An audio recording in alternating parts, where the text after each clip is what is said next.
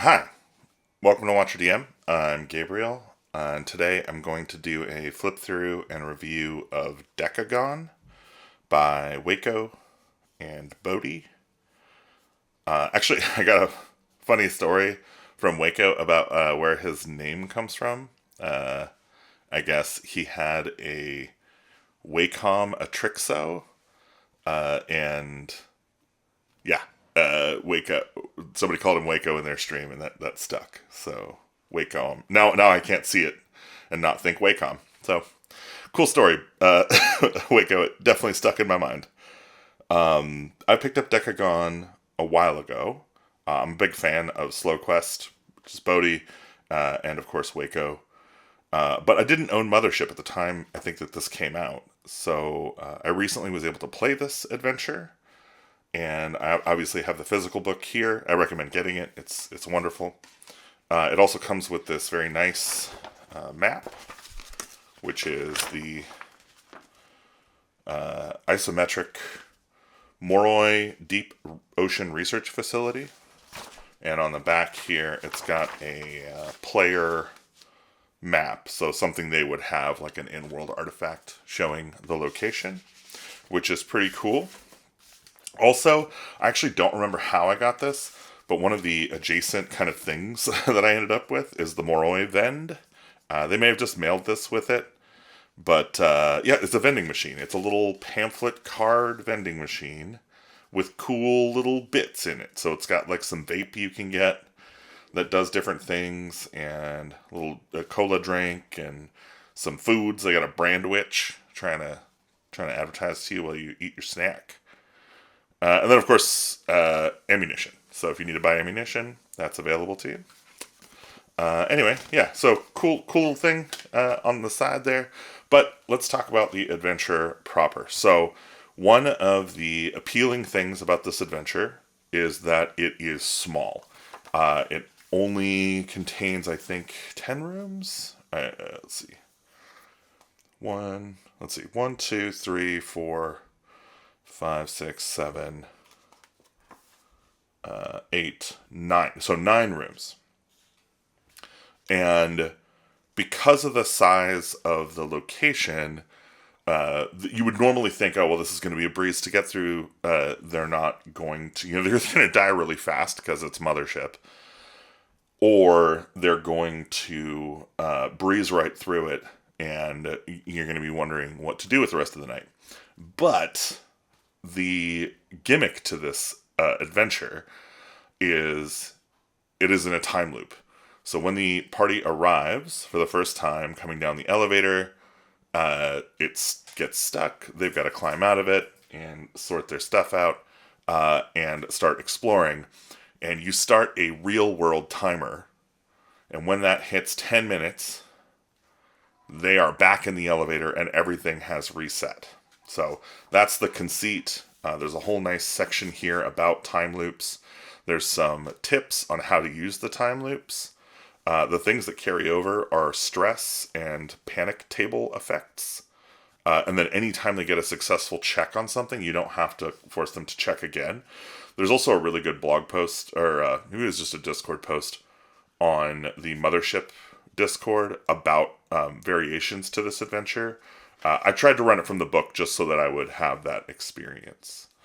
There's also secret notes. These are optional kind of little side quests you can give your players. I think this is great if you want to sow kind of disorder in your group and have them honestly probably fail the mission. In my case, I was wanting to just kind of play it straight and see how things went. So the objective is they are down here to work. When they get down here, things start skipping. So the party first encounters Ned. They have a whole section back here for NPCs. So this Ned Crowhurst. Ned is a kind and trusting man who often mentions his wife and kids. Well, that just means every time they ran into him, which was every 10 minutes, he mentioned his wife and kids. He also gets killed pretty abruptly by a Vanta Black Synthroid, which are these cool little dog-like machines with gun faces. They're pretty interesting little monsters. They fight really hard.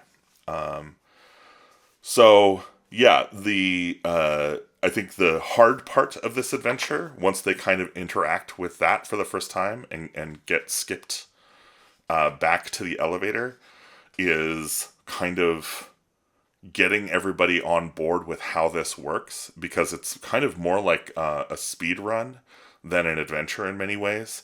If you've ever seen the movie with Tom Cruise that's like Day After Tomorrow or something, where he kind of just keeps going through this looped day over and over again, kind of getting better at it each time.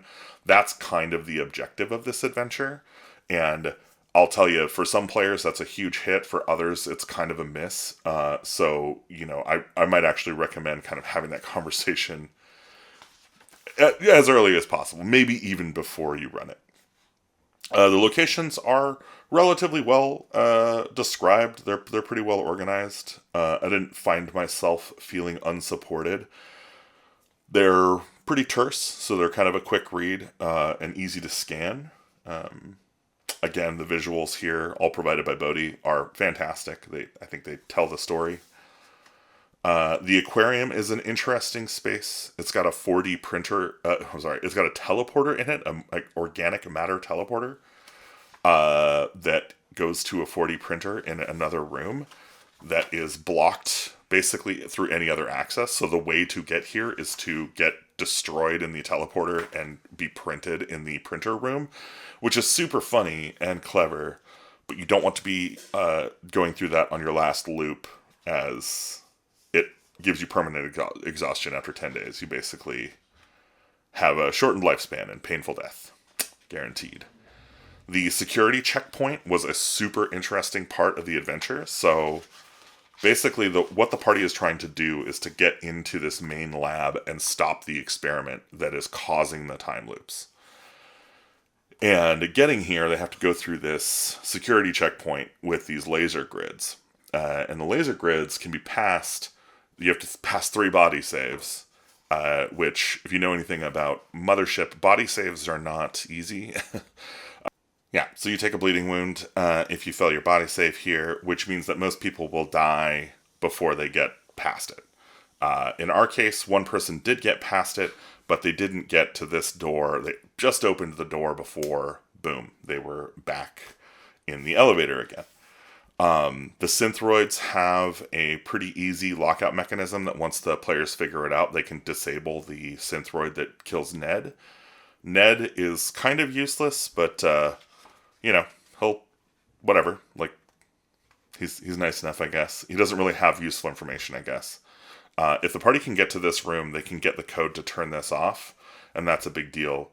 And then once they're in the main lab, they need to convince these scientists to stop the experiment.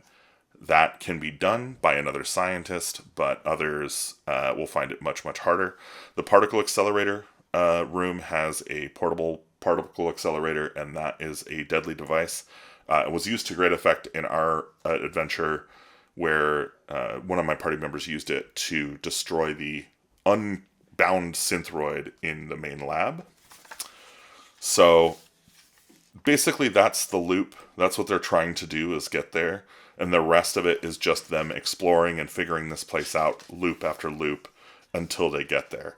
I think we had one time where they tried to jerry-rig the particle accelerator out, and it blew a hole through the wall, which caused the whole place to flood, and they all died.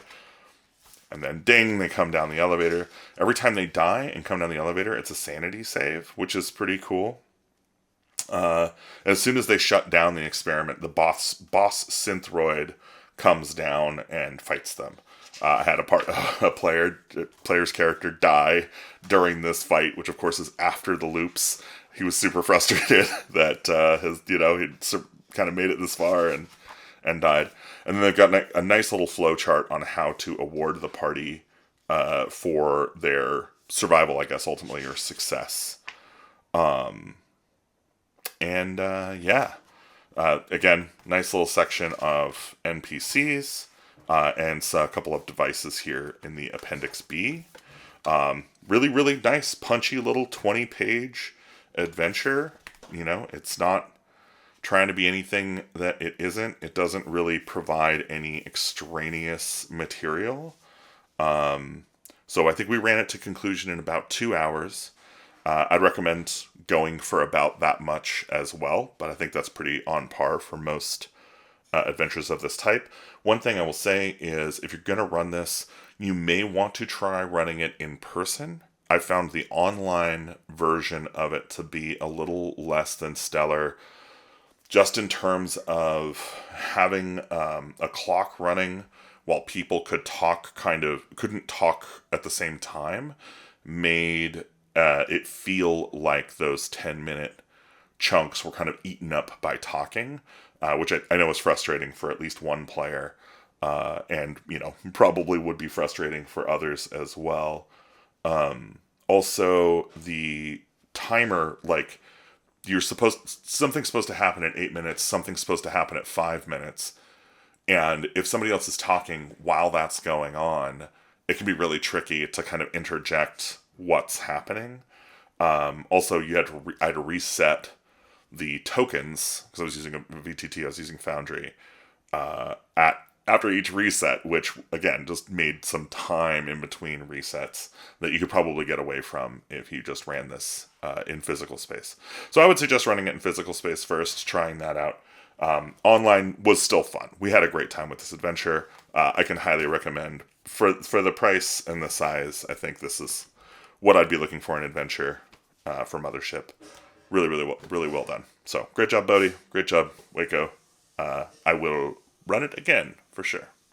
Anyway, thanks for watching. If you want to support the channel or whatever, go to watcherdm.com. You can join the mailing list, talk about some of this stuff. Otherwise, we have products and Kickstarters, and you can go learn about all that stuff out there. If you like it, you'll like it, and you'll find it. Otherwise, I hope you have a wonderful day. Thanks for playing.